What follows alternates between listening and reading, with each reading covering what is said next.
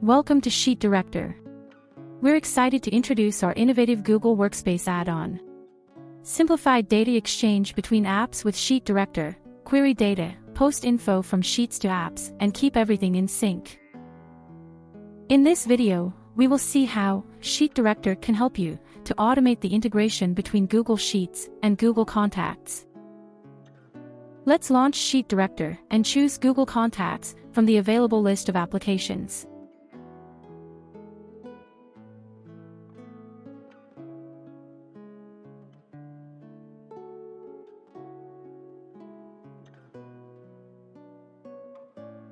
I will name this service as Contacts Query Service. I'll then select the service named Get Contacts, which will retrieve the contacts from Google Contacts. I'll pick the required fields from the fields list.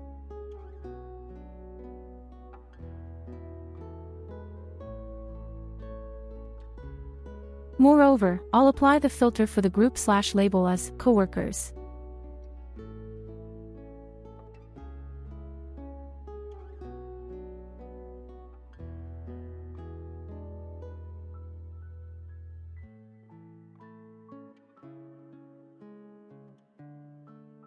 Additionally, I'll also set the max results to 25, limiting the contacts to 25.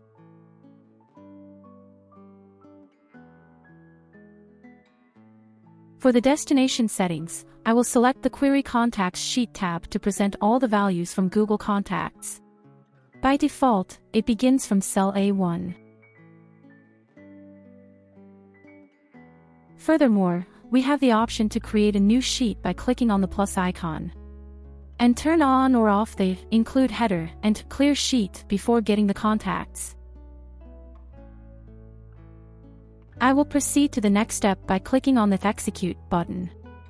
Upon successful execution, we can see that the chosen fields from the list are effectively brought from the Google Contacts and seamlessly presented within the selected sheet. Now, let's look at how to create Google Contacts from Google Sheets. Now, let's create another service and name as Contacts Post Service for creating the contacts from the sheet.